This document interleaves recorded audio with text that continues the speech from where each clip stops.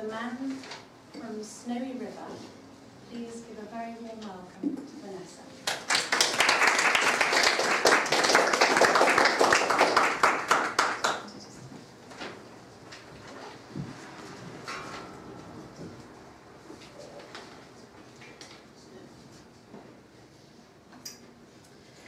Before I start my reading, I'm going to give you a bit of an introduction, just to kind of sort of set the scene, and define a couple of nouns which you might need to know the meaning of. This poem was written by an Australian poet called Andrew Patterson, and it was published in 1890. He also wrote Waltzing Matilda and quite a lot of other well-known stories, ballads, songs and poems. This particular poem I'm going to read to you today tells the story of a horseback pursuit to recapture the colt of a prize-winning racehorse that escaped from its paddock and is living with the wild bush horses. Eventually the horses are chased down, they descend a seemingly impossible steep slope, at which point all the riders give up except the young hero of the story. I love this poem. I love it. This is the first poem that I remember ever being introduced to by my dad when I was a kid. My grandparents lived in the Snowy Mountains, and every other Christmas and every winter in between just about, we would go to the Snowy Mountains to ski or to swim in the lakes, on the rivers, go fishing. So this country to me is like, it's what I think about when I think about Australia. In fact, I've actually ridden horses in such mountains as are described in this poem, although not as at a gallop. So the words I'd like to define for you before I start: Kosciuszko. Kosciuszko is the highest mountain in Australia. Mimosa and Kurrajong are types of trees. And the last word, cur. Do you know what a cur is? A cur, C-U-R, it's quite an old word, it means coward.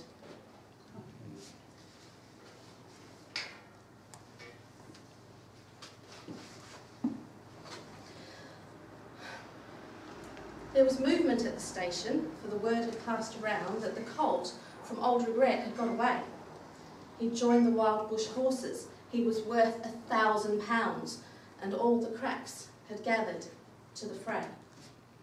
All the tried and noted riders from the stations near and far had mustered at the homestead overnight. For bushmen love hard riding where the wild bush horses are, and the stock horse snuffs the battle with delight.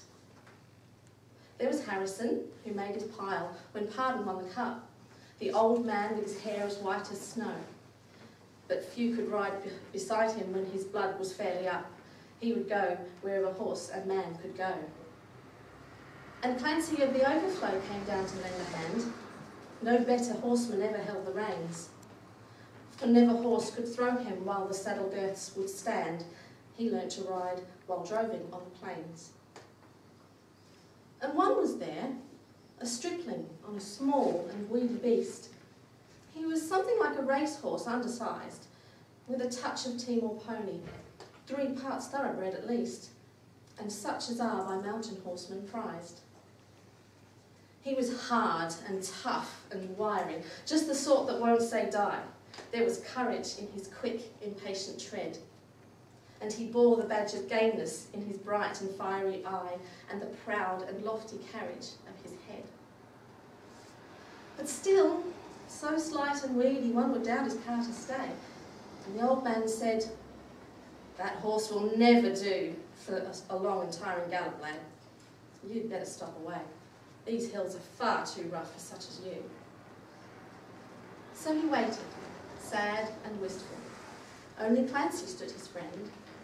"I think we ought to let him come," he said. "I'll warrant he'll be with us when he's wanted at the end, for both his horse and he are mountain bred. He hails from Snowy River, up by Kosciuszko's side, where the hills are twice as steep and twice as rough, where a horse's hooves strike firelight from the flint stones every stride. The man that holds his own is good enough. And the Snowy River riders on the mountains make their home, where the river runs those giant hills between. I have seen full many horsemen since I first commenced to roam, but nowhere yet such horsemen have I seen. So he went. They found the horses by the big mimosa clump. They raced towards the mountain's brow, and the old man gave his orders. Boys, go at them from the jump. No use to try for fancy riding now. And Clancy, you must wheel them. Try and wheel them to the right. Ride boldly, lad, never fear the spills, for never yet was rider that could keep the mob in sight if once they gained the shelter of those hills. So Clancy rode to wheel them. He was racing on the wing, where the best and boldest riders take their place. And he raced his stock horse past them, and he made the rangers ring with the stockwhip as he met them face to face. Then they halted for a moment while he swung the dreaded lash. But they saw their well-loved mountain full in view, and they charged beneath the stockwhip with a sharp and sudden dash, and off into the mountain scrub they flew. Then fast the horsemen followed, where the gorges deep and black resounded to the thunder of their tread, and the stockwhips woke the echoes, and they fiercely answered back from cliffs and crags that beetled overhead. And upwards, ever upwards, the wild horses held their way, where mountain ash and Currajong grew wide. And the old man muttered fiercely, "We may bid the mob good day. No man can hold them down the other side." When they reached the mountain summit, even Clancy took a pull. It might well make the boldest hold their breath. The wild hop scrub grew thickly, and the hidden ground was full of wombat holes, and any slip was death. But the man from Snowy River let the pony have his head, and he swung his stockwhip round and gave a cheer. And he raced down the mountain like a torrent down its bed, while the others stood and watched in very fear. He sent the flintstones flying, but the pony kept his feet. He cleared the fallen timber in his stride. And the man from Snowy River never shifted from his seat. It was grand to see that mountain horseman ride.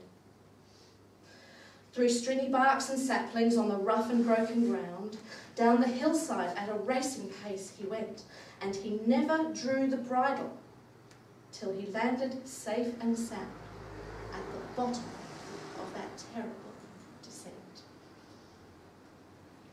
He was right among the horses as they climbed the further hill, and the watchers on the mountain, standing mute, saw him ply the stockwhip fiercely. He was right among them still as he raced across the clearing in pursuit. Then they lost him for a moment, where two mountain gullies met in the ranges. But a final glimpse reveals on a dim and distant hillside the wild horses racing yet, with the man from Snowy River at their heels. And he ran them single-handed till their sides were white with foam. He followed like a bloodhound on their track, till they halted, cowed and beaten. Then he turned their heads for home, and alone and unassisted brought them back. But his hardy mountain pony, he could scarcely raise a trot. He was blood from hip to shoulder from the spur. But his pluck was still undaunted, and his courage fiery hot, for never yet was mountain horse a cur. And down by Kosciuszko, where the pine-clad ridges raise their torn and rugged battlements on high, where the air is clear as crystal and the white stars fairly blaze at midnight in the cold and frosty sky, and where, around the overflow, the reed beds sweep and sway to the breezes, and the rolling plains are wide, the man from Snowy River is a household word today, and the stockmen tell the story of his life.